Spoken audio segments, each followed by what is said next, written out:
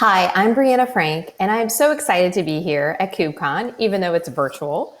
And today I'm going to talk about the Kubernetes effect, igniting transformation in your team.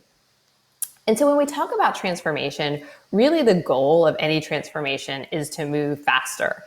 And when we're adopting cloud native capabilities and tactics, of course, we want to have resiliency and scale and availability. But really, it's about pushing as much code as possible every single day. And in IBM Cloud, we're pushing thousands of updates a day to our production cloud. And what's interesting is many of our clients ask, as a 100-year-old tech company, how did you transform to this level of velocity? And what are the ways that our organizations can, ignite that transformation?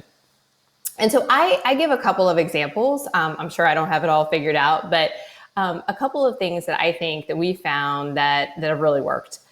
One, start with a new project. And whenever you start with something new, it allows you to reevaluate everything that you're doing.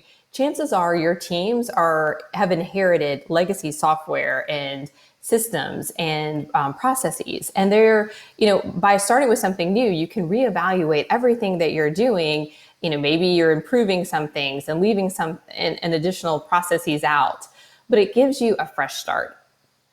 And the other thing I recommend is a design thinking workshop. And we're big in design thinking here at IBM, but what design thinking is about is to take 2 or 3 days, and I know that sounds like a luxury, but take that time to bring all of your stakeholders into one room and hash out what your MVP is going to look like. And if you have a really strong design facilitator, they will work with you to walk you through some exercises that allows you to exit that workshop with quantifiable hills.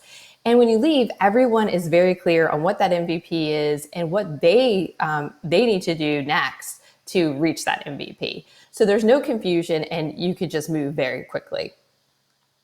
The next thing I recommend is starting that new project on Kubernetes.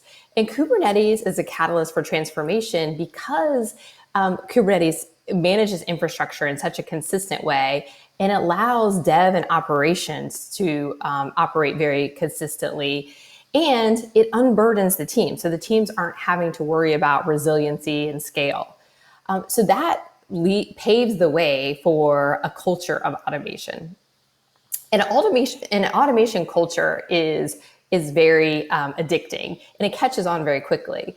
And maybe it starts out with something very simple. Perhaps you start answering questions instead of typing them out every time. You answer with a doc link, and that becomes a little bit addicting because you see how much time it saves. And so then it starts to transform into, anytime you start to get a repeat question, instead of answering it, you open a GitHub issue and your product or the documentation begins to change because it's just more efficient. And that kind of culture starts to really permeate in when you're leveraging a technology like Kubernetes. And so one of the examples that we used early on was ChatOps. And ChatOps was really born out of wanting the ability to operate Kube, but using the tool that we use or utilize to collaborate with others. And so we use Slack to collaborate with our team, but we were having to exit Slack to handle a lot of our operations. And so we have a lot of fun with ChatOps. Each of our chat bots has its own persona and a specific job. In this particular case, we use Sir Topham Hatt, and Sir Topham Hatt has a specific job. It's, of course, inspired by Thomas the Tank Engine. But Sir Topham Hatt handles all of our automated gate approvals for our pipeline, from dev all the way to production. And we have other chatbots that help us with things like recommending runbooks or giving us additional information about a specific IP address. And what's neat is, as we're conversing with our peers, the chatbots, add context to those conversations. And sometimes the chatbots even talk to each other. So another example of how we're using automation is Razi. And so Razi.io is an open source project that we built out of necessity. And when you're running tens of thousands of clusters in production, you need to have an ability to deploy and automate those. And so we needed an ability to view all of those deployments all over the world and what data centers, and we needed to be able to see what clusters needed to be updated. And so we used Razi.io as a way to achieve that.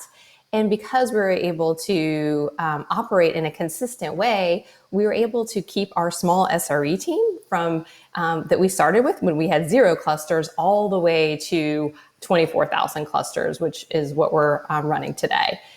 And none of that would be possible without being able to build on the foundation of Kubernetes. And because we're managing resources in a consistent way, Kubernetes enables this automation and therefore this transformation that allows us to go so much faster. So that's how we're using Kubernetes to ignite transformation in our team. I would love to hear about how you're using Kube to ignite transformation in your team. And find me on Twitter. I'm frankly Briana. But also, if you want to know more about if you want to know more about design thinking or ChatOps or Razi.io, I have a blog, ibm.biz/transformed, where I go into a lot more detail and have some resources there. Thank you so much. Thanks for having me.